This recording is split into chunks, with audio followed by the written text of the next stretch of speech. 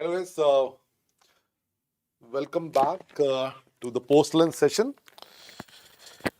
Next 30 minutes, there'll be crisis because I know we feel sleepy. All of us feel sleepy. So better stay awake, get up, leave the chair, roam around, and let us create some energy.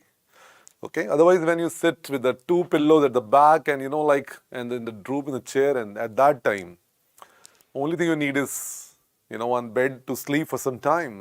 I know that. So that's why I'm standing. You know what? If you sleep, it's not a problem.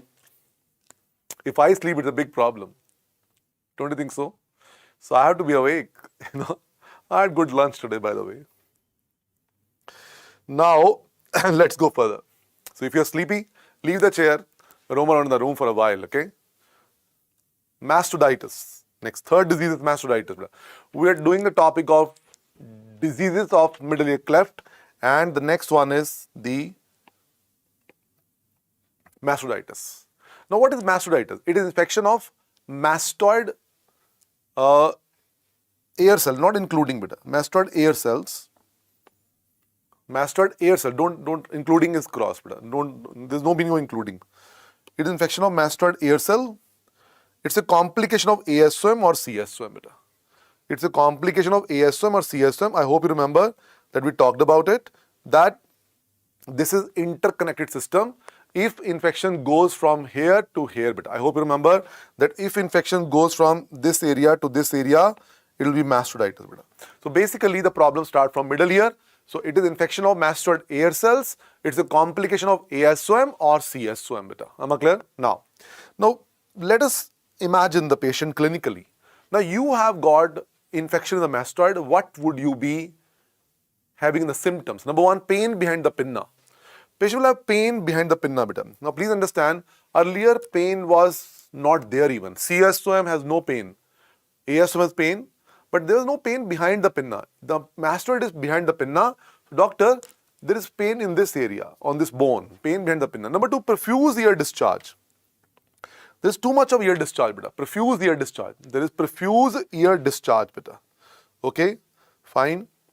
You know why profuse ear discharge? Because look at the screen beta, because if you see clearly, earlier what was happening is only middle ear was making pus.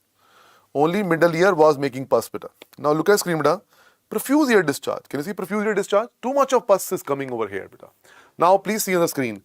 What has happened is, this is your mastoid beta. And mastoid has got air cell, air cell, air cell, air cell, air cell. Biggest cell is called antrum, and antrum is connected to middle ear through a channel called adytus. And I hope you remember, there's already a perforation in the eardrum beta. Don't forget, basic problem lies in the middle ear. Already there is a perforation of the tympanic membrane. So what is happening is, now, earlier only middle ear was source of pus formation. But now all the mastoid air cells have become the pus factories beta. All these are making pus now. Why? Every mastoid cell is mucosa lined beta. It is mastoiditis. All the mastoid cell got infected. The mucosa of the mastoid cell got infected. So every cell has become a pus factory. So this pus is coming from here, to the middle ear beta. Okay, and from here it is flowing out beta to the external auditory canal. So a lot of pus is coming. So profuse ear discharge. And one important thing beta. If you clear this pus beta, okay, you clear this pus, what happens is, within few minutes, more pus will come. You know why? Because there is a factory of pus production in the mastoid beta. You clear this pus, within few minutes, more pus will come.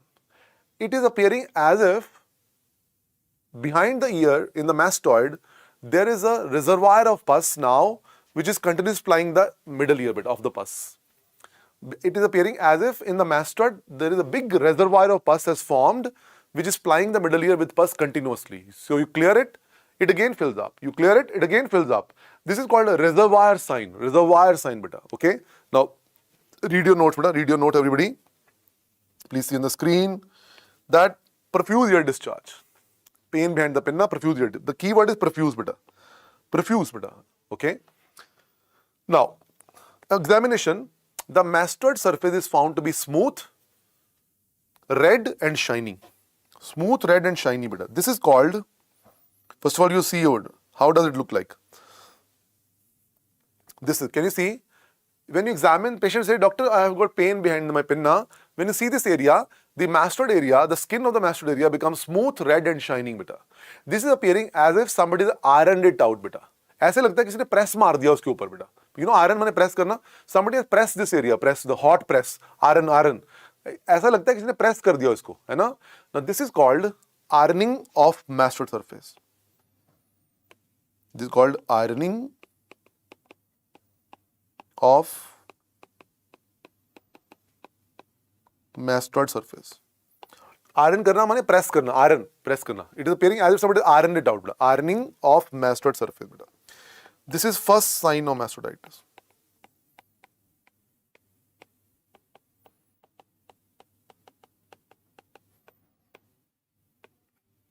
That is first sign of mastoiditis, beta.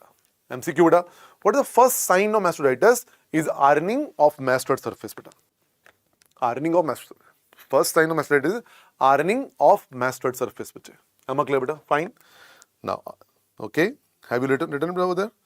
This is called ironing of mastoid surface, beta. Can you see? This is the first sign, beta. Just write over here. Label it. This is first sign, beta. First sign is ironing of mastoid surface, beta. Okay, this is the first sign. It is called ironing of mastoid surface. Ironing of mastoid surface. This is called ironing of mastoid surface. Okay, now everybody, next one. Number 2, put a number 2. Mastoid tenderness is positive. What is tenderness, beta? Everybody, what is tenderness? Look at me, beta. What is tenderness? When you press this area, there is pain, beta. Pain on pressing is tenderness, beta. Now, number 3. What is reservoir sign and lighthouse sign, beta? I told you reservoir sign is very clear. When you clean the pus, it fills again. When you clean the pus, it fills again. It appears as if in the mastoid, there is a big reservoir of pus which is continuously supplying the middle ear with the pus, beta. So you clean the pus, it again comes immediately, beta. The patient complains of profuse ear discharge. On cleaning, the discharge fills immediately again. This is called reservoir sign, beta. Reservoir means collection, beta. This is called reservoir sign, beta. The pus is not a lake anymore, beta. The pus has become a river now. Pus is not a lake. You know, lake is a standing lake. Little bit of pus, standing pus. It's a river now. The source of river is in the mastoid, and you know the glaciers of the river are at the high in the Himalayas, and river is flowing downwards now. So source is over there in mastoid, and this river of pus is flowing from the mastoid to middle ear to out. Mastoid, middle ear, out. So pus is continuously flowing like a river. It's like a river, beta. First, the pus is a moving column now. It's not a static column. Lake is a static water. River is ever moving water. Moving. Look at me. It's a moving water. The pus is continuously flowing from mastoid to middle ear. This is called lighthouse sign, beta. This is called lighthouse sign, beta. The river is continuously moving, beta. The river water is flowing with a jerk, actually, like that. It's not a lake. Pus is not a lake now. Pus is a river now. Because there's so much of pus forming, it has to go downwards, beta. This is called light. When the pus moves, the light moves. Which light? Otoscope light. This is called lighthouse sign, beta. This is called lighthouse sign. When the pus moves, the light also moves. This is called lighthouse sign, beta. This is called lighthouse sign, beta. When pus moves, the light also moves. This is called lighthouse sign, beta. Okay. See over there, beta. See over the lighthouse sign, beta. Everybody see? This is the tympanic membrane. This is the perforation, beta. Can you see this? A small thing is perforation, beta. This is pus over there, beta. This is the light of the otoscope. Can you see that this is the light? Can you see the light point of the otoscope? Pus is moving. Pus is moving. When pus moves, the light moves, beta. Can you see? Pus is moving. The light also jerky movement. Can you see? Pus moves. The light moves. It's appearing as if the seashore has a lighthouse. Do you know lighthouse is a seashore? The light keeps twinkling, moving. Same that light is dancing light, beta. Can you see dancing light? When the pus moves, the light moves. As if the seashore lighthouse, the light keeps moving like this. This is tympanic membrane, this is perforation, this is discharge, and the pus moves and the light also moves. Which light? Otoscope light, beta. Can you see? Beautiful lighthouse sign, beta. Okay, lighthouse sign. When the lighthouse light moves like this, it also moves like this, beta. Lighthouse sign, beta. Okay, lighthouse sign. Okay, fine. Are you feeling sleepy? Get up, get up. You're feeling sleepy, leave the chair, beta. Leave the chair. There is no end to lethargy, beta. Nobody has been able to cure lethargy with the sleep. Lethargy cannot be cured with sleep. Only cure to lethargy is little bit tricks with the brain, beta. You have to play tricks with the brain. At this moment, you are not tired. At this moment, you are not fatigued. You do not need physical rest. At this moment, think like you are a species we call human being, just like a lion or a tiger or something. What does any animal do after a good meal? A tiger had a good sized deer in breakfast. A good sized deer. A tiger hunted a deer and now it had full deer almost, and now it keeps on sitting till late evening like this. It doesn't want to do anything. Unfortunately, tiger does not have any Fmge exam to appear. But we are not those tigers, beta. We have to appear in different exams and different things in life, beta. It's very difficult to really survive as the most developed species of the planet. The lower species are having good time, beta. Cockroaches, etc., etc., don't have any exam to appear. They can rest anytime they want to. But humans have to develop tricks to really, confuse the brain. Right now, brain is telling you, because you have got a huge evolutionary history in your mind, that even monkeys or chimpanzees or orangutans or lemur, our forefathers, all of them, they rest in the trees after having a good meal, you know what. But we humans became developed and we invented this so-called modernization and education. And this is a big problem for all of us now. But in the Rome, do as the Romans do. We can't really do anything about it. So leave the chair and roam around in the room, beta.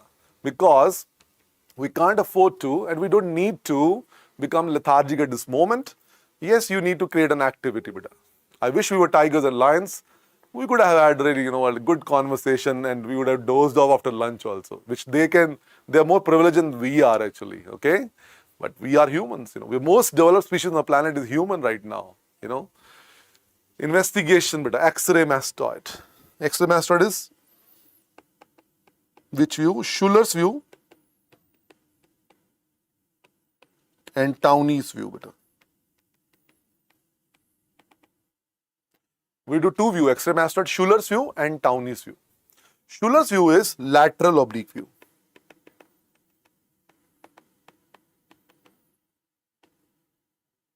Schuller's view is lateral oblique view, beta.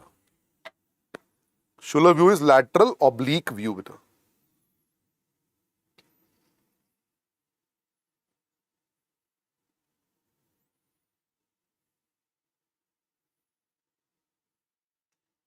Schuller's view and Townie's view, beta. Okay, bache? Schuller's view and Townie's view, beta. Okay, Schuller's view is lateral oblique view. Can you see, beta? Can you see X-ray mastoid? This is X-ray mastoid, beta. Can you see that this is the skull side X-ray? Lateral oblique view. Lateral oblique. This is the area where we see look at, beta. Okay, fine. So what is the name of the view? X-ray mastoid, Schuller's view and or Townie's view. Schuller's view is lateral oblique view, beta. Schuller's view is lateral oblique view. Okay, now treatment is surgery. The surgery is called cortical mastectomy, also called as Schwartz operation. Cortical mastectomy, also called Schwartz operation, beta. Cortical mastectomy, also called Schwartz operation.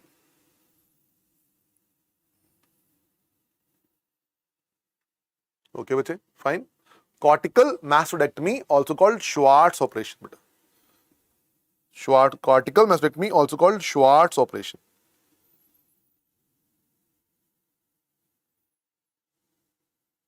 Okay. What is the name of the surgery, beta? Name of the surgery is, you can see over here, cortical mastectomy. Cortical mastectomy is that you have to clear all the mastoid cortex cell, beta. Look at screen, beta. Let me show you. Can you see this surgery, beta? Cortical mastectomy. This is cortical mastoidectomy, matlab, let us clear the mastoid cortex. What does the mastoid cortex contain? The mastoid cortex contain infected air cell. If you remember this picture, beta, all the mastoid cortex cell got infected, beta. This all cell got infected and that is called mastoiditis. In the surgery, I have to remove all these mastoid cortex cell and that surgery is called cortical mastoidectomy. Cortical mastoidectomy, beta. Am I clear, beta? Fine. Cortical mastoidectomy.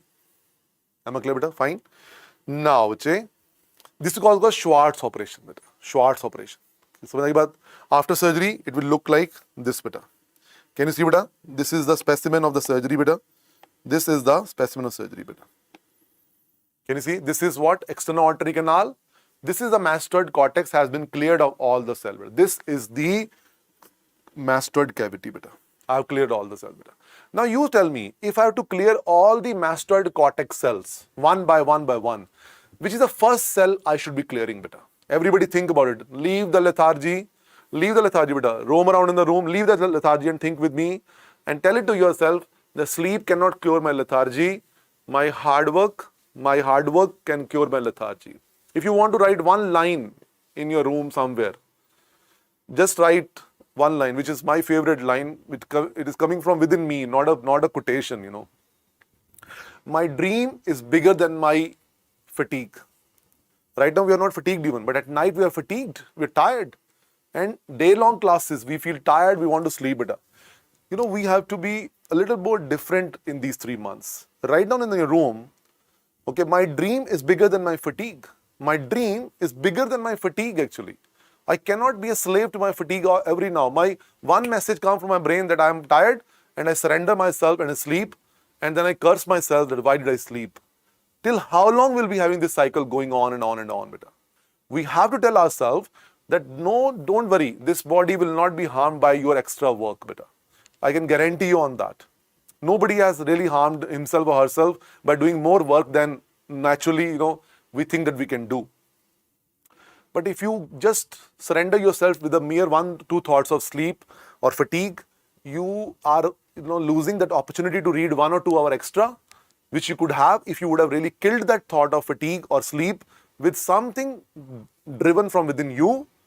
And that line can be, which really is coming from within me, that my dream is bigger than my fatigue. My dream is bigger than my fatigue actually. Just leave the chair at that moment, make a cup of good tea for yourself. Making a cup of good tea or clean one part of your room, beta. That's very good trick. If you clean one shelf, beta, look at your room, beta. Look around. There's so many corners which are demanding your attention, beta. Books are lying here and there. Some cobwebs are there. Some curtains are to be, done properly. Something has to be done. Some room is very dirty part of the room. You need to clean it. You can do that. Doing a mere positive thing, an organized thing, suddenly changes the brain wave. The whole brain changes, beta. Whole brain changes and you suddenly feel like, getting little bit more active. I'm not saying super active, but little bit more active. We require that. Any extra 1 hour, 2 hour study every night before we sleep. And believe me, the day you start doing it, the day you stop surrendering yourself to the brain impulses to sleep and surrender, you start becoming stronger than your own brain, beta. Within your brain, there are 2 messages always running, beta. Have you seen why God gave us right cerebral hemisphere and left also, beta? It could have made one and could have really, gone the both sides like that. Why? One part of your system is already telling you what's the right thing to do. You should study. My exam is 3 months away. The other part of the system is telling you, no, you are a human being. You have a limit. You already had so many classes this morning. You are tired, you are fatigued, you must take rest tomorrow morning, otherwise you will feel very tired. Now these 2 thoughts are coming simultaneously from within you. Which thought we generally go, beta? This side. Oh, I am tired. I'm a human being. I have a limitation. I can't keep on going like this. Tomorrow I'll feel more lethargic. I have to sleep. Today I sleep. Tomorrow I will really little bit study more actually. We go on this side. The day you start holding yourself back from this side and you start diverting your energy this side, no, my dream is bigger than my fatigue.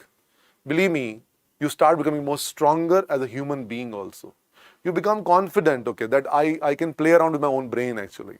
So try these tricks. Maybe some of you, maybe even one of you has got this, real thing which I lived at one time of my life actually, that my dream is bigger than my fatigue. I'll be really happy to hear that. That you also can feel like that. If you practice it and you start feeling, oh yes, I can really make it happen, You start doing it, and then it becomes a very natural response from you that, okay, the sleep message came from brain, I can kill it, I can suppress it. I can just walk around and I can hear some song, maybe I dance better. I used to really, put the, earphone and really, just roam around the room. Maybe like Punjabi, we are Punjabis, you know, Punjabi can dance on generator also, beta. Punjabis can dance on the generator sound also, you know. So we can dance on the songs very easily. That even suddenly changes the whole thing, beta. And suddenly I'll start a very interesting topic at that night and I'll start reading that. That really used to change the whole thing. Maybe try it. You never know. One of the things may click with you too. Okay. So cortical mastodectomy, beta. Okay. Now I was asking you, if you have to clear all the mastoid cell one by one, which is the first cell would you like to locate? The answer is what? The answer is antrum. Why? Antrum is the most constant and largest mastoid cell. Very good. Now go back to your notes, beta. Go back to your notes. The first cell to be located during mastoid surgery is antrum. Very good. Antrum. Antrum, beta. Since it is the most constant and largest cell of the mastoid, antrum has to be located first. It's the most constant and largest mastoid air cell, beta. Okay. How to find antrum? The surgical landmark. Write down word surgical, beta.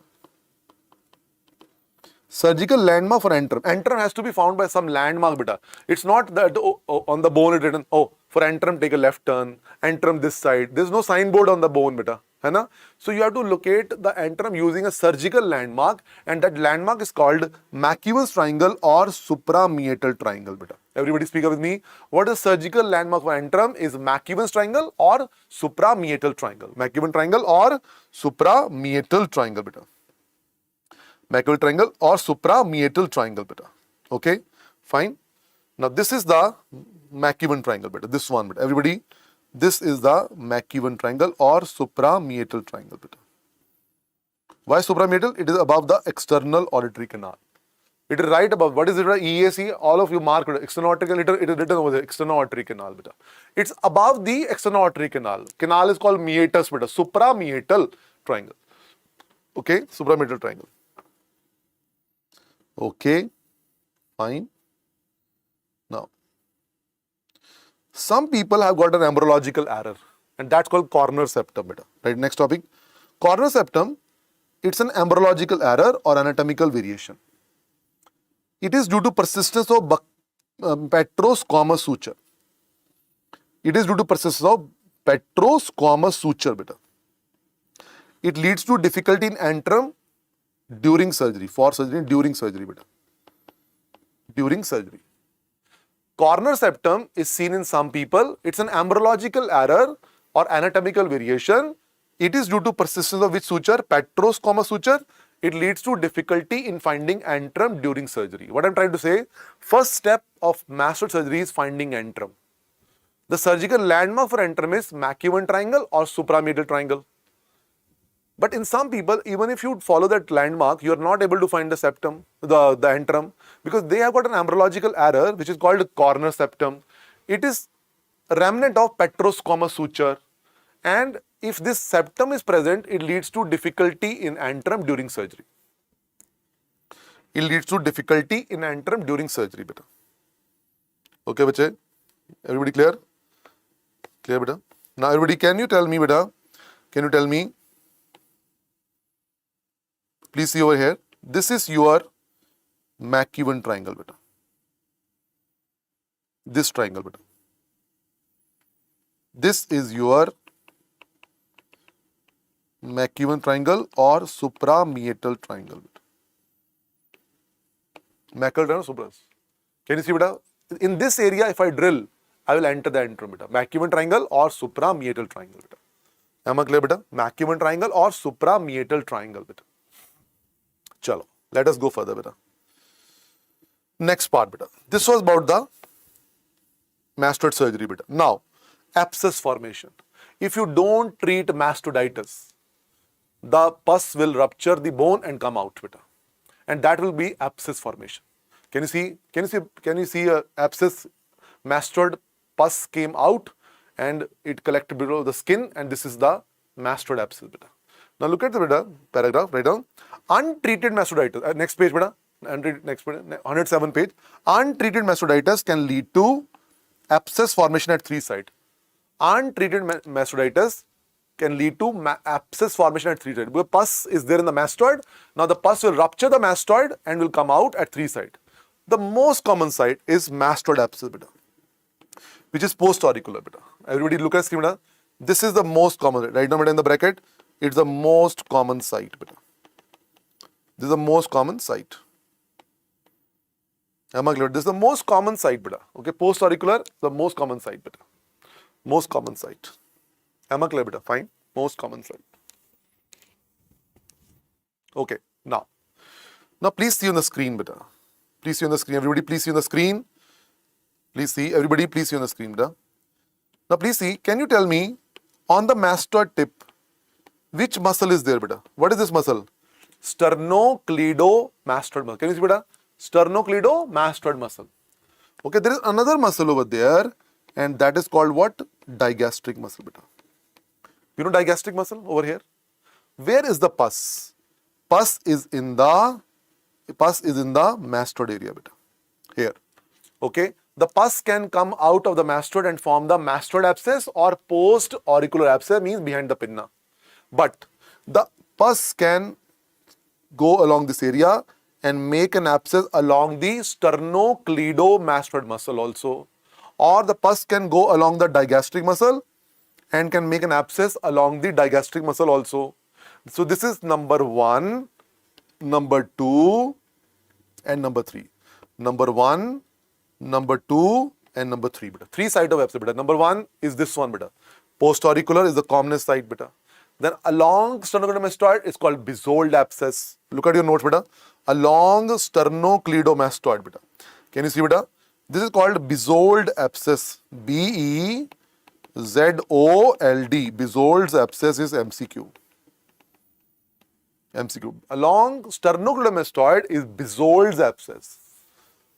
Along digastric muscle, it is called Sitley's abscess beta. Bezold abscess is MCQ beta. Bezold abscess, no, don't forget bezold abscess. Bezold abscess is MCQ.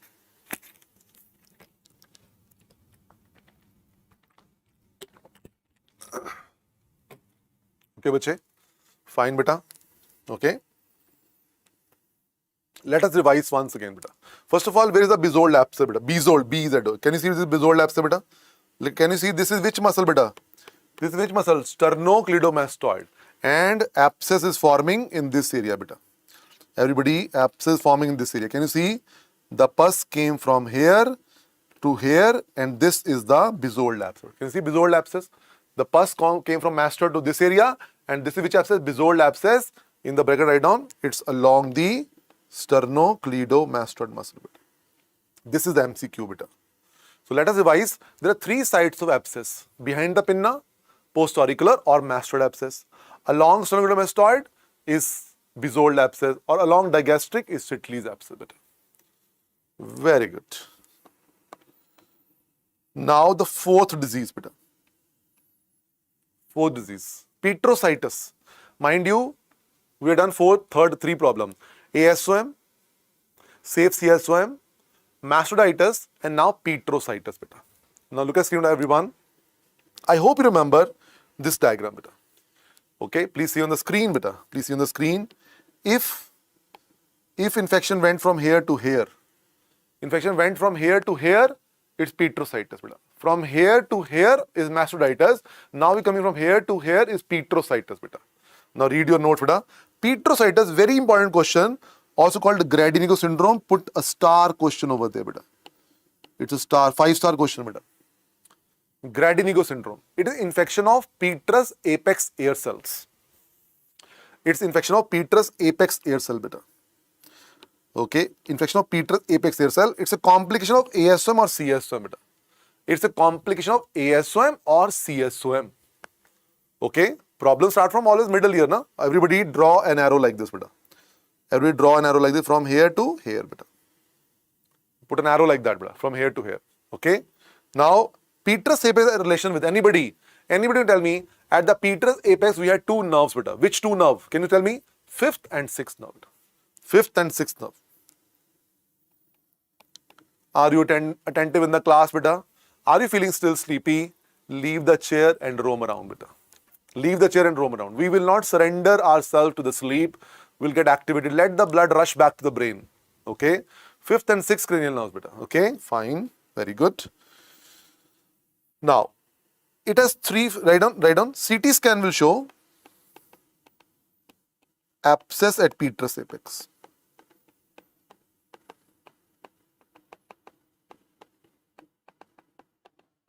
CT scan will show abscess at petrous apex.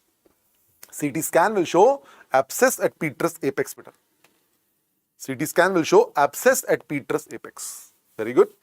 CT scan will show abscess at petrous apex. Okay, fine. You say, Rajiv, what is the petrous apex, beta? Let me try to recall with you, beta. I hope remember, this is the petrous apex, beta. This is the petrous apex, beta. Okay. Which two nerves are lying over here, beta? Fifth and sixth nerve. Now, in this area, you have an abscess formation. Abscess formation. Don't you think so? This abscess will eat away the two nerves also. Eat away two nerves also.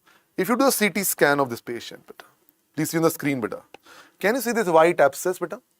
This is the, can you see the white abscess? This is the petrous area, beta. है ना? Petrous area. This is the white abscess. CT scan shows abscess at petrous apex. This petrous apex abscess will eat away the two nerve, fifth nerve and sixth nerve, and that will give a beautiful triad of symptoms, and that's called Gradinego syndrome, beta. Okay? Very important question. Gradinego syndrome, beta. Gradinego syndrome, mnemonic is GERD. Write down, beta. GERD. G-E-R-D. GERD. GERD, beta. G माने Gradinego syndrome. It has three features. Underline Gradinego syndrome. Number one, ear discharge. E for ear discharge. R for retroorbital pain due to fifth nerve involvement. And D for diplopia due to sixth nerve involvement. GERD.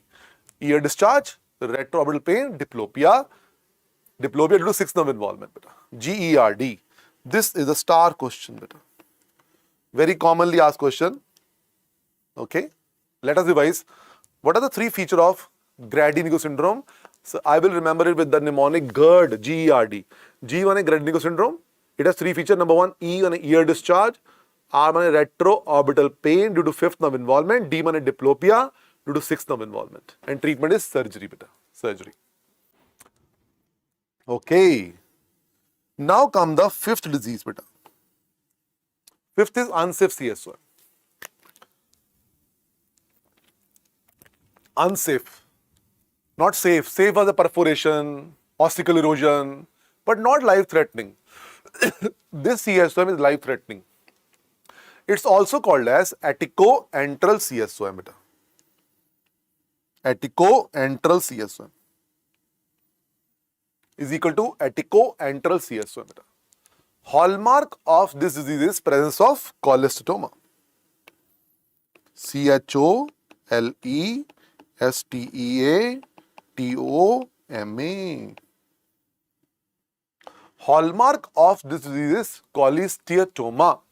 Hallmark of this disease is cholestoma. I hope remember you have heard this word, beta. Cholestoma is what?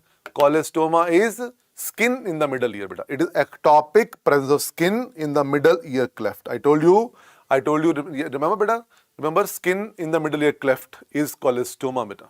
If you remember, cholestoma is pearly white in color, beta. Pearly white in color, beta.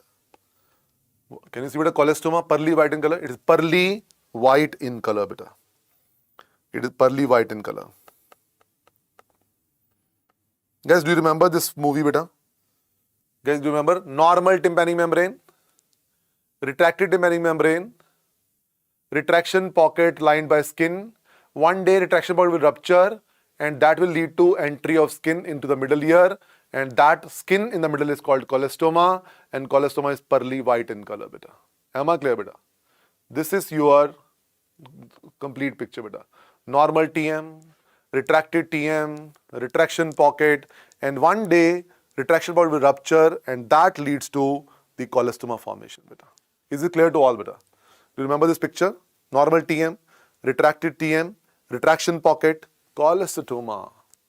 So this is what cholestoma is. Cholestoma is skin in the middle ear, and the color of cholestoma is pearly white in color, beta. Okay? Now, let us go further, beta.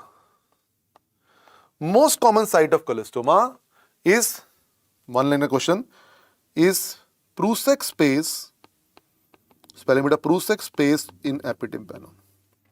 Most common site of cholestoma is Prusek space in epitympanum. What is epitympanum beta? Anybody? What is epitympanum? Upper part of middle ear, attic. Attic beta, attic na? Yeah, attic beta, attic. Epitympanum means upper part of middle ear, also called as attic. You know, attic means upper part of middle ear, attic. What is the name or other name of unsafe CSM? Please see. Atticoantral. Can you see atticoantral beta? Attic means upper part. So cholestoma are in the upper part beta. Okay, look at see beta. Can you see beta? Can you see cholestoma in the upper part? What is this beta? Upper part of the middle ear na? Behind this is the upper part of middle ear na? What is the upper part of middle ear called? Attic beta. So cholestoma, the most common site is Prusek space in epitympanum. Epitympanum also called attic beta. What is Prusek space? It is space between pars flaccida and neck of malleus beta. I hope you remember upper part of tympanic membrane is called pars flaccida. The other name of pars flaccida is Sharpnell's membrane, and this space, Prusek space, is between pars flaccida and the neck of malleus. This space is between pars flaccida and neck of malleus beta. Neck of malleus. This is between pars flaccida and neck of malleus beta. Okay, bache, fine. Okay, bache, fine. If you remember, if you want to see the pars flaccida and neck of malleus, I can show you beta.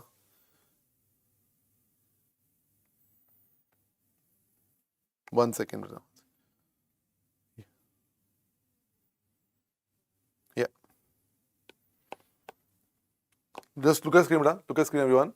Help me label this. This is what, beta? External auditory canal, tympanic membrane, upper part of the membrane called pars flaccida. Pars flaccida. This is what, beta? Epitympanum, mesotympanum, hypotympanum. Now this space, beta. Let me mark with this color, beta. This is the neck of malleus, beta. Now let me enlarge it for you. Now please see. Prusek space is in epitympanum. This is epitympanum, na? Prusek space is between the pars flaccida and the neck of malleus. This one, beta. This one area. Now let me label this area with you, for you. It's the blue color, beta. This is the Prusek space, beta. Prusek space is this space, beta. Prusek space is this space. It is between pars flaccida and, look at the red arrow, neck of malleus. This blue color represents the Prusek space. It's a part of epitympanum. You know, epitympanum is upper part of middle ear. So Prusek space is between pars flaccida and the neck of malleus. This is the commonest site of cholestoma formation. Am I clear? Fine. Once again, read beta. Bolo mere saath. What is the most common site of cholestoma formation? Most common site of cholestoma formation is Prusek space in epitympanum. This space is between pars flaccida and the neck of malleus, beta. One point is clear. Okay? Chalo. Now, origin of cholestoma. Origin of cholestoma is of three types, beta. Origin of cholestoma is of three types, beta. Most commonly, cholestoma originates from retraction pockets, beta. This is called primary acquired cholestoma. Primary acquired cholestoma. Write down, beta, number one type. Most commonly, cholestoma originates from retraction pockets, and this is called primary acquired cholestoma. In the bracket, one more time, it's the most common type, beta. Most common type. Everybody come back over here. Label this cholestoma. This is primary acquired cholestoma. 99% cholestoma, they form due to retraction pockets, beta. Retraction pockets, 99% time, they lead to cholestoma formation. Cholestoma is skin in the middle ear, and retraction pocket is the mother of cholestoma. I told you, normal TM, retracted TM, retraction pocket, and retraction pocket gives birth to cholestoma. And majority of cholestoma, they form due to retraction pockets, and that type of cholestoma is called primary acquired cholestoma. If I get this question in the exam as a visual question, I know it's cholestoma.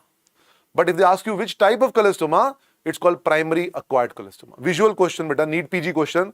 I know pearly white color in the upper part of tympanic membrane is cholestoma. But if the question is more refined, what type of cholestoma? Please label it as primary acquired cholestoma. This is the main type of cholestoma. 99.9% cholestoma are like this, beta. Okay? Now, if there is some primary acquired, something has to be secondary acquired also. Now, number two is, write down, retraction pocket are most common in pars flaccida. The same revision, beta. Pars flaccida. Same revision, we have written this earlier also. If retraction pocket is allowed to progress, there will be small perforation at the tip of the fundus of retraction pocket. Through this perforation, the skin start growing into the middle ear. Presence of skin in the middle is called cholestoma. This is the primary acquired cholestoma. This is the main story of cholestoma. Now, number 2.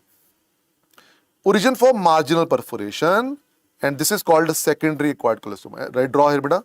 This is a marginal perforation with the absent margin. Okay, everybody draw one small perforation. Marginal means one margin is absent, beta. Along the absent margin, skin grows in the middle ear, beta.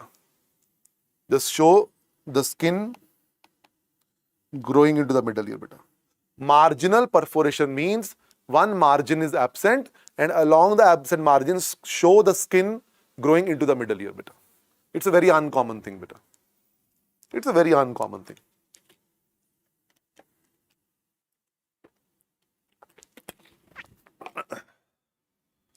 Secondary acquired cholestoma.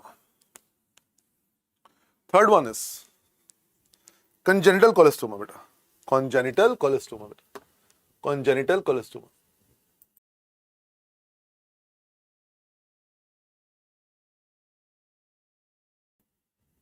Number 3, congenital cholestoma, beta. Congenital cholestoma. Since birth, beta. Since birth. This is congenital cholestoma, beta. Put an arrow. Try to label. This congenital cholestoma is this one, beta. Everybody put an arrow like that. This is the white one. It presents as pearly white mass behind intact TM. Pearly white mass is cholestoma. Behind intact TM means TM is normal, means skin has not gone from outside. Try to understand what is the significance of intact TM. It means that skin has not gone from outside. It means skin has been there since birth, beta. It means skin has been there since birth, beta. Okay? Since pregnancy, it has been there. Primary acquired cholestoma. Okay, primary acquired cholestoma is pearly white mass behind intact tympanic membrane, and this is congenital cholestoma, beta. This is congenital cholestoma, beta. Okay? Okay, beta. Fine. Let us revise, beta. Let us revise. There are 3 types of cholestoma. Everybody, there are 3 types of cholestoma. First of all, this one. Don't forget this picture, beta. This is the primary acquired cholestoma due to retraction pockets. This, I would never forget this question. This is cholestoma, I'm 100% sure. Pearly white mass in the upper part of tympanic membrane. But if the question asks higher level question, what type of cholestoma? Primary acquired cholestoma, and it is due to retraction pockets. Secondary acquired cholestoma is due to marginal perforation. Congenital cholestoma is since birth. Congenital cholestoma will be like this. It will be pearly white mass behind intact tympanic membrane. MCQ, pearly white mass behind intact tympanic membrane will be congenital cholestoma. The key word is intact, beta. Highlight the word intact. Pearly white mass is cholestoma. Behind intact TM is the answer is congenital cholestoma. Now the next question is, why is cholestoma unsafe, beta? Somebody asked me in the break also that what is safe about safe and what is unsafe about unsafe. Now let me tell you what is unsafe about unsafe. Answer is, why is cholestoma unsafe? Why is so risky? It is due to bone erosion.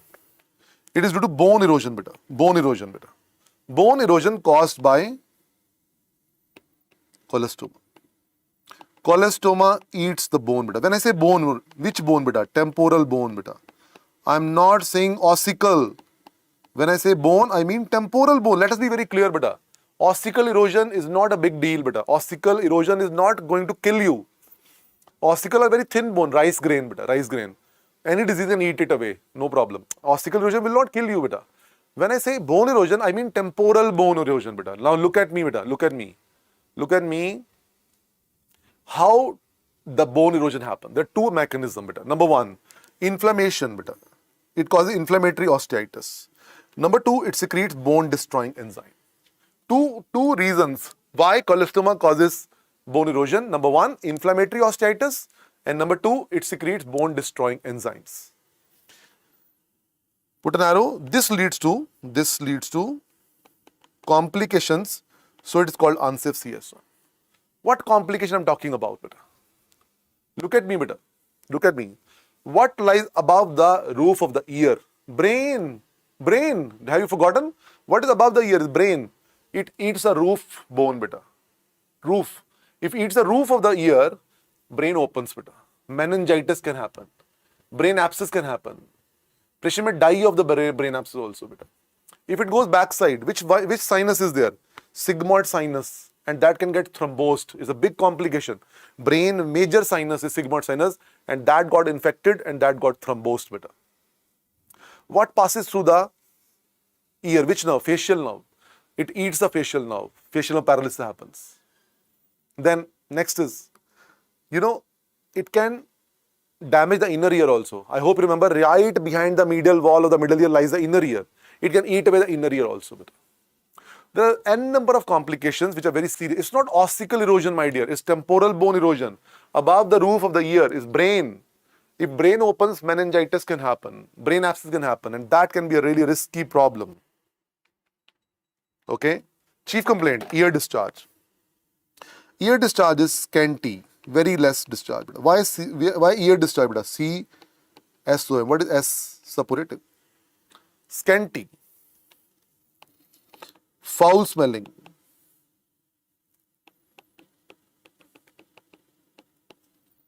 Blood stained. Try to compare this, beta. Try to compare this one. Safe CSOM. Discharge was not foul smelling, not blood stained. So the MCQ is very different, beta. Here the MCQ would be very clear that foul smelling, blood stained ear discharge. Everybody, foul smelling, blood stained ear discharge is automatically suggesting you it is unsafe CSOM case, beta. Okay, please try to get the hang of the things in a clinical way in medicine, surgery, pediatric, orthopedic. The hallmark of the disease sometimes is so peculiar, the other things given in the question are just paraphernalias to confuse you, beta. But if you know the sure shot feature of the disease, stick to the main diagnosis, beta. So foul smelling, blood stained ear discharge is suggestive of unsafe CSM. I do and remember that in safe CSM, the discharge was not foul smelling, not blood stained, beta. Hearing loss is mostly conductive, CHL, beta. Treatment is surgery, SX. The surgery is called MRM, highlighted word MRM, modified radical mastectomy. What is, bolo beta, bolo? Are you awake, beta? Are you awake? Are you moving in the room? MRM, beta. If still feeling sleepy, leave the chair and roam around like me. MRM, beta. Modified radical mastectomy. Just, if you are having the doubt that what he's saying, will it work or not in my case? Will my body really get, damaged by any of this which I start following? Just remember one thing. I think you must be 23 or 22. I don't know which age you are right now, 24 maybe. I'm double your age almost because I'm 45. Next month is 46. I think I'm approximately double your age. So, if this routine has not harmed my body, this routine would not harm your body also. If this routine has not harmed your body, this routine will not harm your body also, beta. Now, please understand, if we don't stretch our body, it becomes more lax, beta. If we just stretch beyond our limits, the body start adapting to it because it's like an elastic kind of thing, beta. It's not that throughout your life you have to be like this. I'm not interested in to change you, beta. I'm not a preacher here. I'm not that person who can really say that I do everything right. I don't think I have the guts to say that. And I don't want to do that. I really don't want to do everything right also. But I'm just requesting or suggesting that for these 3 months, let us unleash a different version of ourselves. It is in your hands, beta. It's in your hands. You may be thinking, nahi ho payega yaar, because we write on our forehead, I am a lazy person. And we live with the tag throughout our life, and when we are about to leave the planet, we realize, oh, I lived the wrong tag. I could have changed the tag for some time in between. This is your time to change the tag in between, but jump back to the original self on 4th June evening. Then one fine day, you will start getting driven to do the NEET PG, maybe, some of you. Another challenge for you to handle. Again, change yourself for some time, maybe for a year. Then get back to the original self, beta. It's okay. No need to change yourself forever. We can't become saints actually. We are sinners. We are proud sinners. Let us be sinner also. All through, no problem. But in between, we can always create a little bit different version of ourselves to make sure that we are doing justice to the current phase of our life actually. Because maybe by becoming lazy or lethargy, we would not be able to really perform to the best of abilities. But we can always really take the tag away that I'm lazy, I'm lethargic, and wear a new tag that, okay, I can fight against my own lethargy because my dream is bigger than my lethargy. My dream is bigger than my fatigue also. Okay, so roam around in the room, beta. Surgery is called MRM. What is MRM? Modified radical mastectomy, and also called as tympanomastoid exploration. Also called as tympanomastoid exploration, beta. Also called as tympanomastoid exploration, beta. Okay, bache, fine. Main of MRM is to make the ear safe, beta. To make the ear safe. Main aim of MRM is to make the ear safe, beta. Main aim of MRM is to make the ear safe.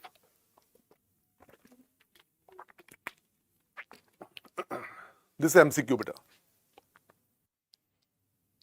Main aim of MRM is to make the ear safe, beta.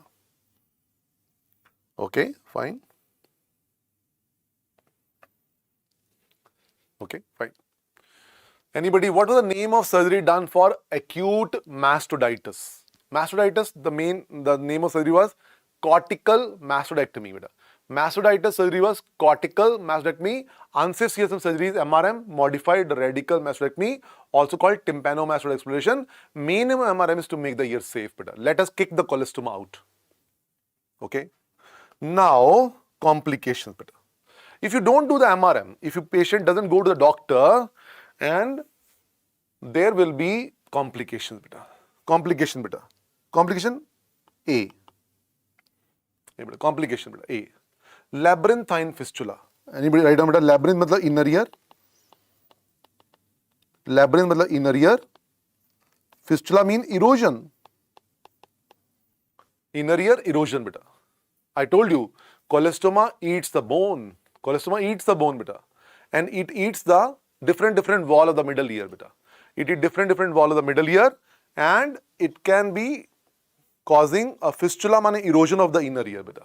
Can you tell me which canal makes a bulge on the medial wall of middle ear, beta? Which canal of the inner ear? Which canal of inner ear makes a bulge on the medial wall of middle ear, beta? Yes, lateral canal. This is the erosion of bony cover of lateral semicircular canal bulge. Lateral SCC bulge, beta. This is the erosion of bony cover of lateral SCC bulge, beta. Lateral SCC bulge, okay, which lies in the medial wall of the middle ear, beta. It is due to bone eroding properties of cholestoma. Yes, cholestoma is eaten away. Where is the cholestoma? In the middle ear. It looks here, beta. On the medial wall of middle ear, there is a bulge of the lateral canal of the inner ear. It eats away that. Lateral canal is a part of which ear? Inner ear. So inner ear also called labyrinth. Labyrinthine fistula is the fistula of which part of inner ear? Lateral semicircular canal. This is the MCQ, beta. Chief complaint is vertigo. Vertigo, beta. Vertigo. Okay, fine. Now, examination shows positive fistula sign, beta. Positive fistula sign. Examination shows positive fistula sign, beta. Okay, fistula sign is best seen with seagulization. Spelling, beta. Seagulization. Okay, fistula sign is best seen with seagulization, beta. What is seagulization? Putting air pressure on tympanic membrane with Seagull speculum. Putting air pressure on tympanic membrane with Seagull speculum. Oh, I hope remember, beta, we did that what is Seagull speculum or what is seagulization, beta? Look at beta. What is seagulization? Putting air pressure on tympanic membrane with the help of Seagull speculum. What is the name of instrument? Seagull speculum. What is the name of technique? Seagulization. Look at your note, beta. What is seagulization? Putting air pressure on tympanic membrane with the help of Seagull speculum. Now please see, this lady has got a fistula of inner ear, labyrinthine fistula. Don't you think so? This air will enter the inner ear and will stimulate the inner ear, and patient will get suddenly vertigo. Patient will say, oh, doctor, I got vertigo like that. If you put air in the ear of this patient will actually say, I have vertigo, and there will be nystagmus of the eye also, beta. Okay, so please understand, beta. Fistula sign is best seen with Siegeleization. I remember that Siegeleization is putting air pressure on tympanic membrane with Siegel's speculum. This stimulates the inner ear and patient experiences vertigo and nystagmus. That's positive fistula sign. Okay. Now, 2 MCQ beta. Question number 1, question number 2 beta. False positive fistula sign, false negative fistula sign beta. False positive, false negative beta. Now, what is false positive? Can you tell me, beta? Can you tell me? Everybody try to be attentive, beta. False positive, false negative. Can you tell me false positive? What is false positive? Is there a fistula or no fistula? False positive, wrong positive, wrong positive. Okay? False positive fistula sign is also called Henibert sign, beta.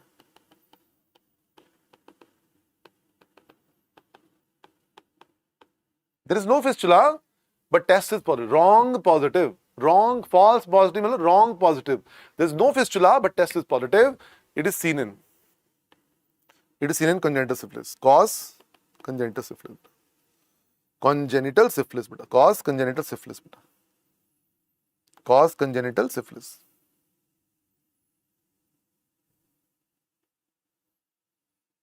Okay. Now, false negative. Everybody try this, beta. Try it. Somebody, नींद भागेगी से, नींद भाग जाएगी. False negative means what? False, wrong negative. बताओ. False negative means what? Fistula है कि नहीं है? False negative. False negative. I know नींद आ रही है. False negative. Fistula है नहीं है? There is fistula, but test is negative. Wrong negative. Wrong negative. It should have been positive. There is fistula, but test is negative. Wrong negative. Wrong negative means it is seen in cause. It is seen in a fistula in dead labyrinth. There is fistula, but fistula in dead labyrinth. Beta. What is labyrinth? Inner ear. Inner ear has become dead by now. Fistula in dead labyrinth. Inner ear has become dead by now, beta. Inner ear has become dead by now. Fistula in dead labyrinth. And number 2, fistula covered by cholestoma. Fistula covered by cholestoma, beta. Please understand, beta. This is fistula, beta. This is fistula. My hand is fistula. But this is cholestoma, blue color cholestoma, beta. Okay? The fistula covered by cholestoma, beta. Fistula covered by cholestoma. I am the inner ear. I am the inner ear. Aham brahmasmi. You know, I am the inner ear. This is fistula, but it is covered by cholestoma. Now, even if you're putting pressure from outside, the pressure would not reach me. What I am? I am inner ear, beta. Inner ear. This is fistula, but it is covered by cholestoma. How can the pressure reach me now? Because fistula is hidden by cholestoma. So fistula in dead labyrinth, first of all. Fistula is there, but inner ear has become dead. If inner ear is dead, what will you stimulate? Fistula in dead labyrinth. Fistula is there, but inner ear has become dead. Even if you put air in the ear of a dead inner ear patient, nothing response will come, beta. No nystagmus, no vertigo. Because there is nothing to stimulate over there. It is dead inner ear, beta. And fistula hidden by cholestoma, the pressure would not be able to reach the inner ear, beta. False positive, false negative.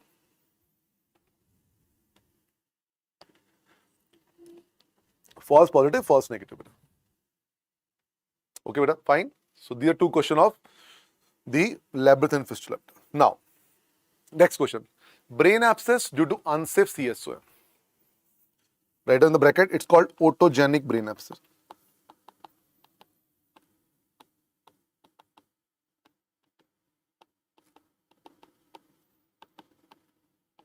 Otogenic brain abscess. Otogenic brain abscess. Can you see, beta?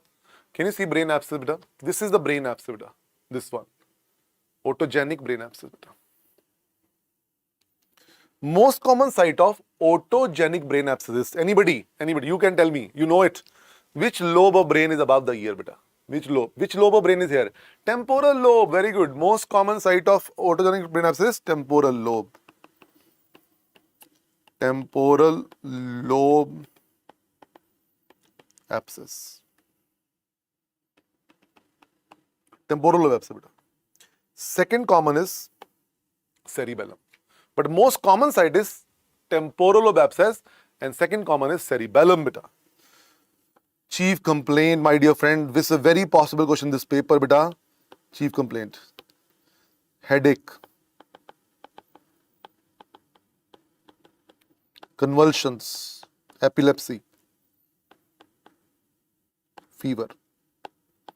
These three things, beta. Headache, convulsion, fever, beta. Headache, convulsion, fever in a patient of unsafe CSM. This question should not go wrong in the exam, beta. They will give you a beautiful story. Patient has got an ear discharge, which is foul smelling, blood stained. The patient has developed headache, fever, and convulsions. Headache and convulsion means brain abscess, beta. Headache and convulsion, please think of brain abscess as primary thing, beta. Investigation CCT brain, beta. CCT brain. Can you see CT scan, beta? Don't forget this picture, beta. Can you see this brain abscess, beta? Oh, there's a very beautiful walled off abscess in the temporal lobe, beta. This is the CT scan they'll give you along with the question also, beta. It is a typical NEET PG question. Easily can come this time in the MCI. It has already come 2 times in NEET PG, beta. Okay. They give you history. Patient has got ear discharge, which is foul smelling, has developed headache and convulsion. Ear discharge followed by headache, convulsion. Think of brain abscess, beta. Brain abscess, beta.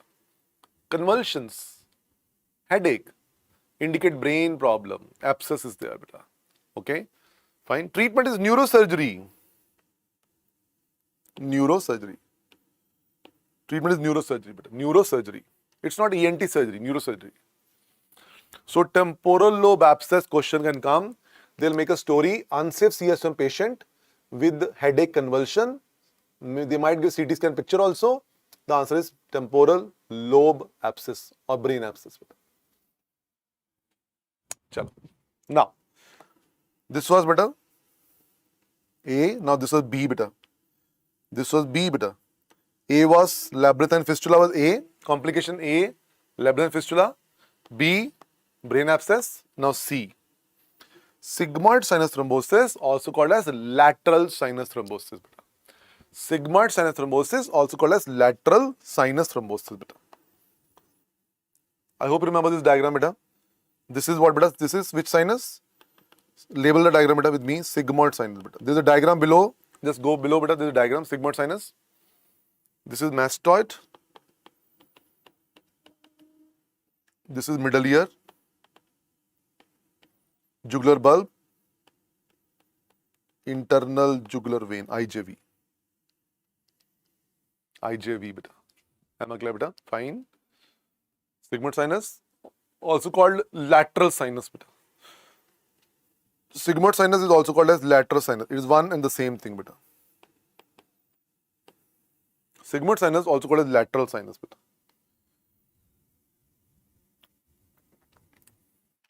Okay, bache? Lateral sinus. Can you see this is thrombus, beta? Guys, I hope you know this was a venous flow of the brain, beta. That got stopped.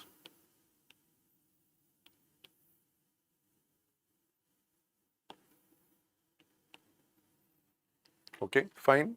Basic. I hope you remember that, beta. This was a venous flow of the brain, beta. I hope you remember this blue color was venous flow of the brain and that got stopped. This vein is within the brain, beta. This vein is within the brain, bache. This vein is within the brain. This sigmoid sinus is within the brain, beta. Now look at screen, everyone. Please see on the screen. Can you see over here the various sinuses of the brain, beta? These are various sinuses of the brain, beta. Okay, fine. This is the various sinuses of the brain. And now this is the sigmoid sinus, beta. They like the sigmoid sinus, beta. Now, this is what, beta? This is IJV. This is the sigmoid sinus thrombosis, beta. Am I clear, beta? Can you say, beta? Major venous drainage of the brain got stopped and IJV was actually supposed to go downward to the heart, but brain venous flow has stopped over here, beta. It's a major complication, beta. If you look at this one also, the same thing, beta. Can you see? In the sigmoids, can you see it's labeled sigmoid sinus, beta? And there is a thrombus here, right behind the ear. This thrombus is here, beta, within the skull. Okay? This is what, beta? IJV, beta. Now, let us think about the scenario or how the patient will be presenting, beta. Now, see, beta. Number one, first of all, it is intracranial complication of unsafe CSM. It is intracranial complication, of course. It's inside the skull. Patient has got headache, spiky fever. It's infection in the thrombus is in the blood, and thrombus contains pus. The pus is going in the blood, so spikes of fever come. Spiky fever, and this is called picket fence fever. Picket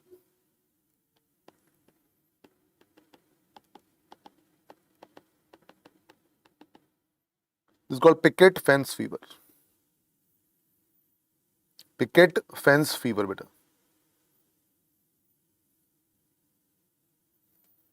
Pitting edema on mastoid. Pitting is a key word, beta. MCQ, beta. Pitting is the key word, beta. Pitting edema on mastoid. This is called Grissinger sign, beta. This topic is full of MCQs, beta. This is called Grissinger sign. Griesenger. This is called Grissinger sign. Please do not forget the word Grissinger.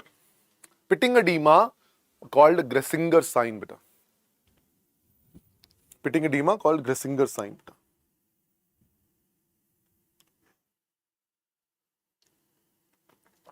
Next one. There is no change in CSF pressure on pressing IJV. There is no change in CSF pressure on pressing IJV. Now please see, what do you mean by this? There is no change in CSF pressure on pressing IJV. Look at screen, everyone. Look at screen. This is which vein, beta? This is IJV, beta.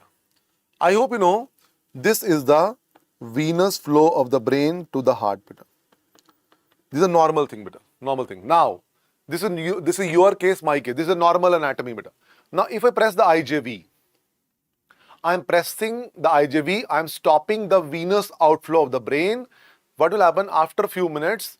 The CSF pressure of brain will start rising. Rising, beta. This is normal anatomy.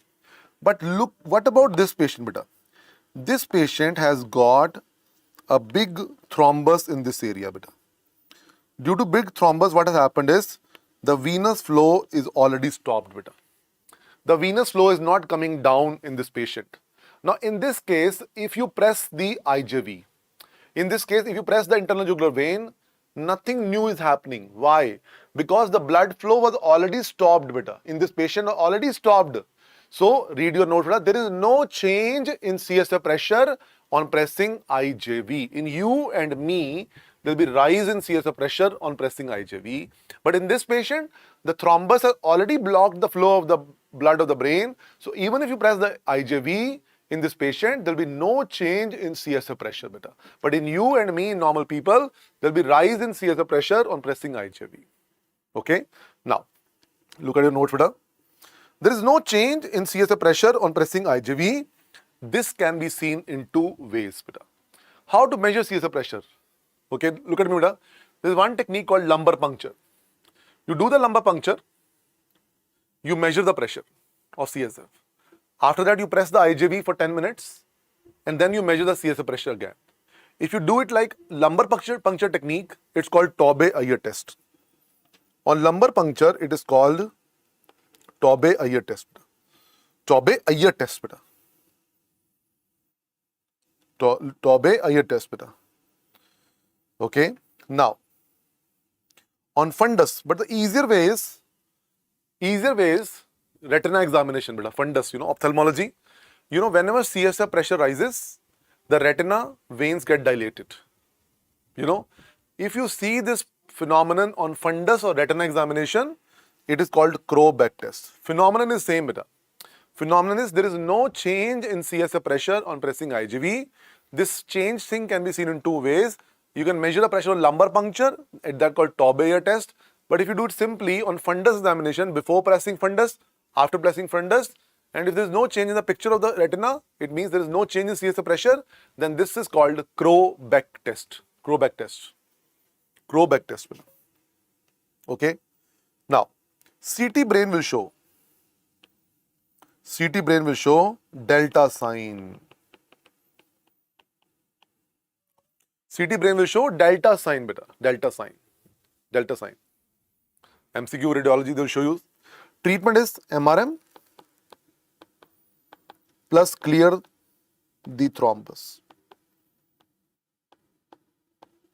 MRM plus clear the thrombus, beta. MRM plus clear the thrombus. Lot of question here, beta. Lot of question here. Now, let's revise this topic, beta. What is the name of this complication? Sigmoid sinus thrombosis, also called as lateral sinus thrombosis. Sigmoid sinus is also called as lateral sinus. It is intracranial complication of unsafe CSOM. The patient has got a thrombosis in the sigmoid sinus. So patient got headache. Headache means some brain problem. Spiky fever, intermittent fever comes, called a picket fence fever.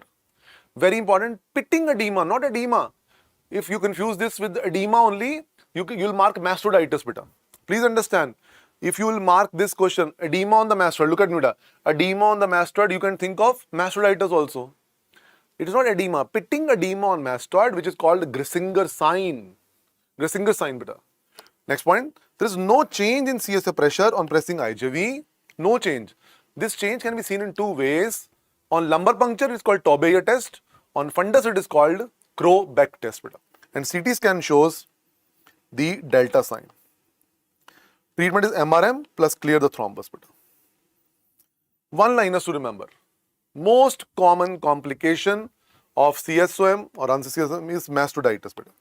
Most common complication is mastoiditis, but most common intracranial complication is meningitis, beta.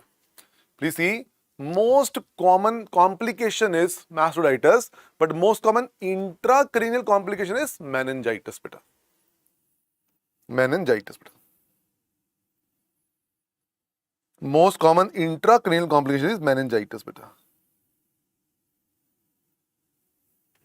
Okay, bache, fine.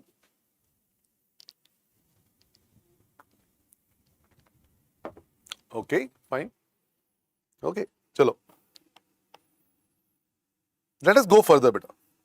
This is the end of the topic, beta. One very big topic ended over here just now. What was the topic, beta? Let me tell you what was the topic. Middle ear cleft diseases. Number 1, ASOM. Number 2, safe CSOM, perforation, ossicle problem. Then mastoiditis in the mastoid. Petrositis in the petrous apex. Finally, unsafe CSOM. Unsafe CSOM was cholestoma, which has got bone eroding property, which is a very risky disease, beta. Okay? Is it clear, beta? So external ear, middle ear is over, middle ear cleft is over. Of course, next part is inner ear, beta. Everybody mark inner ear.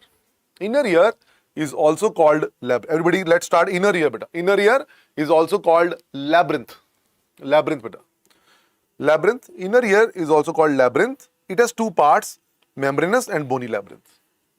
Labyrinth matlab inner ear, and labyrinth has two parts, membranous labyrinth and bony labyrinth, beta.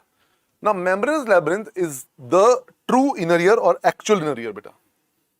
Membranous labyrinth is actual inner ear. Bony labyrinth is the bony cover of the inner ear, beta. Bony labyrinth is the bony cover of the inner ear, beta. Now, can you tell me, everybody, can you tell me that the inner ear lies in which bone, beta? Temporal bone. Inner ear lies in which bone, beta? Temporal bone, beta. Temporal bone. 1 second, beta. Let me open the inner ear.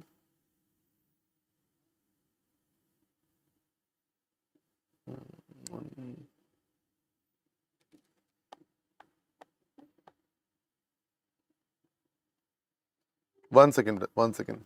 Just 1 second.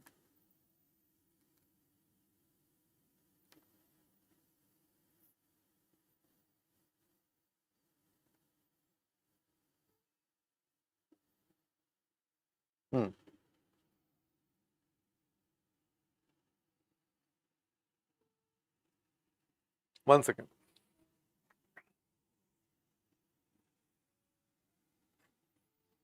Yeah, chal. यहाँ देखो, इधर देखो, इधर देखो. So everybody see, please here. This is your temporal bone, beta, and this is the petrous part of the temporal bone. Okay. Now please see, the inner ear is here, beta. This is the cochlea, utricle, saccule, and semicircular canals. Okay. In the same shape, The temporal bone has given a cover to it. This black thing is the bony cover, and the bony cover is called bony labyrinth, beta. Can you understand that, beta? The red thing is the actual inner ear. The inner ear, the true inner ear is the red thing, and the red thing is called membranous labyrinth. Black thing is called bony labyrinth. Now read your notes once again, beta. Inner ear is also called labyrinth. It has got two parts: membranous labyrinth, bony labyrinth. The red thing is the membranous labyrinth, the actual inner ear, and the bony labyrinth is the bony cover. Which bone has given a cover to it, beta? Write down. Put an arrow. Bony labyrinth. Bony labyrinth. Put an arrow. It is made by petrous part of temporal bone.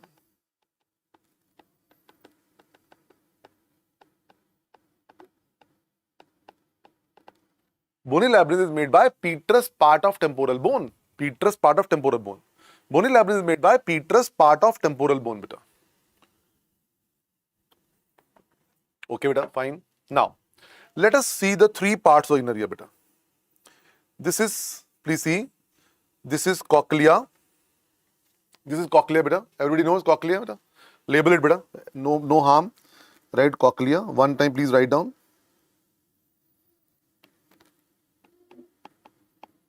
Cochlea.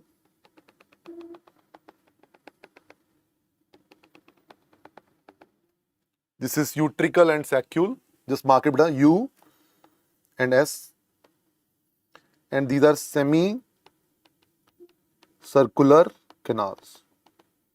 Let's get familiar with the one canal, two canal, and the third canal. First of all, let's get well versed with the terminologies, beta. The one is cochlea. The second one is utricle saccule. U1 is utricle, S1 is saccule, and third are three canals, semi-circular. You can write down three semi-circular canal, beta. Three will exhibit. So we are clear. Okay, what to study now? Cochlea, utricle saccule, and semi-circular canal, beta. Okay, now look at this picture, beta. The same thing have been drawn over here in a simple way, beta. The red picture is same thing, no problem. Please see, cochlea is a neighbor of saccule, and utricle is a neighbor of semi-circular canals, beta. Am I clear, beta? Fine. Chal. Now, parts of inner ear, beta. Cochlea, the function is hearing, and the sensory end organ is organ of corti.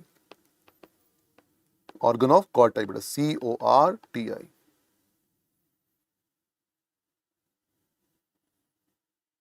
Organ of corti, beta. C-O-R-T-I.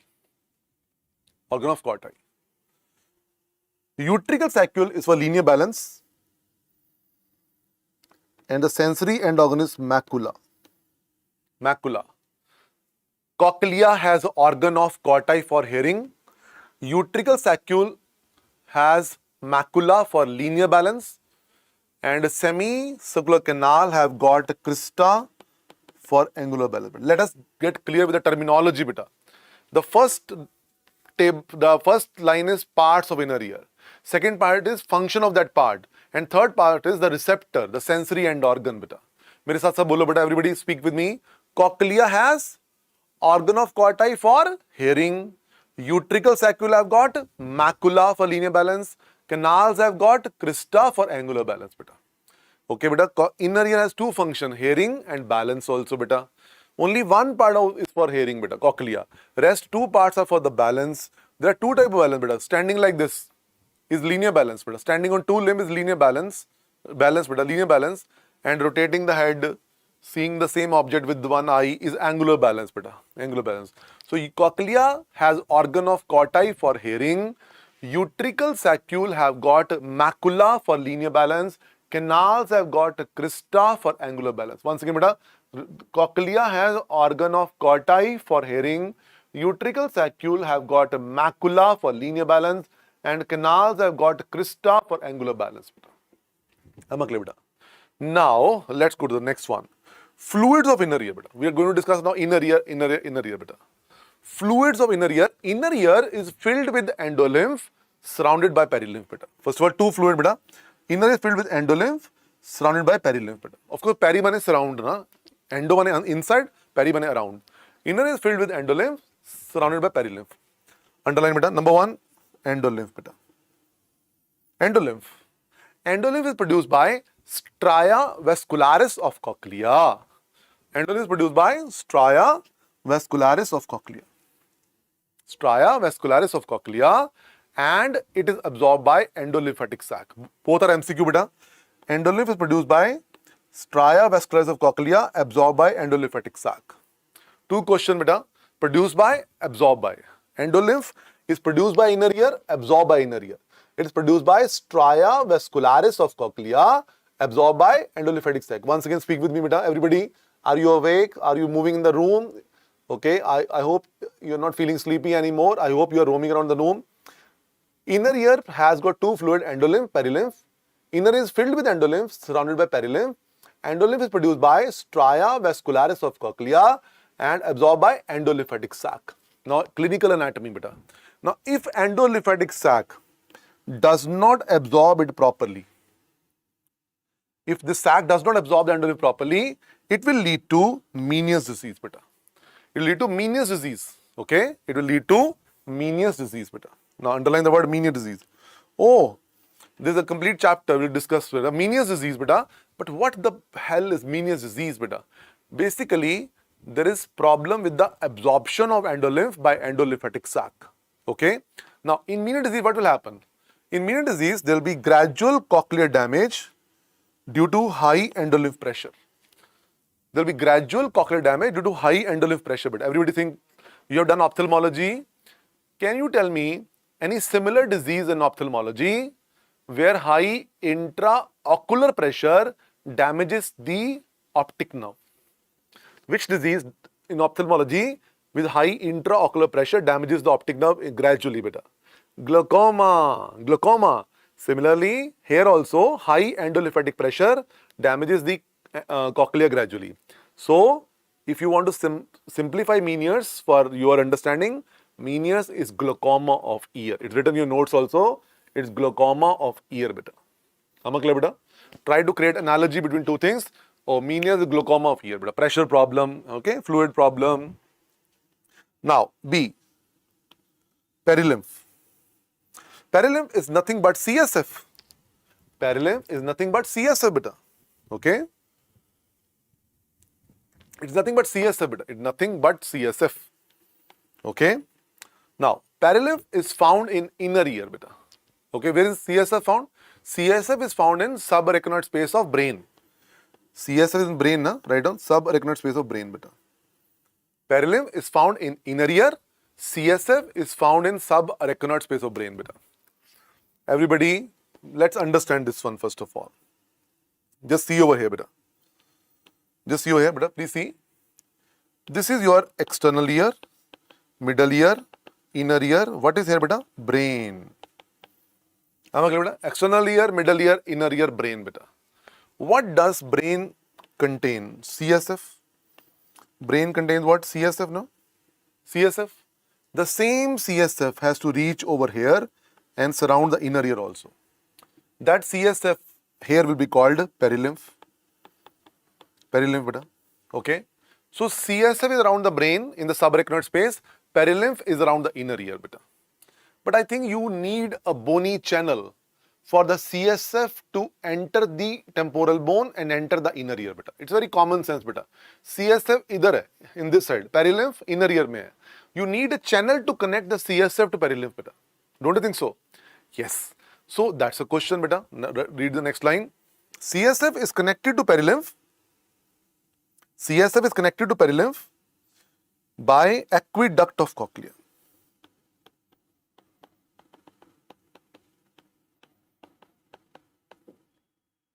CSF is connected to perilymph by aqueduct of cochlea. CSF is connected to perilymph by aqueduct of cochlea beta. Aqueduct of cochlea. CSF and perilymph are connected by aqueduct of cochlea. Please clarify beta. CSF is nothing but perilymph. Oh sorry, perilymph is nothing but CSF. But CSF is in the brain side, perilymph is in the inner ear side, inner ear is in the temporal bone. You need a bony channel for the CSF to reach the inner ear. So CSF is connected to perilymph via aqueduct of cochlea. This connection is dangerous beta. Look at screen beta. This connection can be dangerous. Why? Look at screen. Look at screen, beta. Why? Please see. Somebody got meningitis. Oh, infection in the CSF.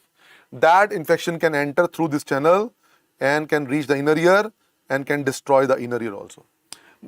Meningitis infection can reach through this channel and enter the inner ear, can destroy that also, and that is why some children after meningitis they become deaf. Think like a doctor, behave like a doctor mentally. Deafness is one of the complication of meningitis. Why?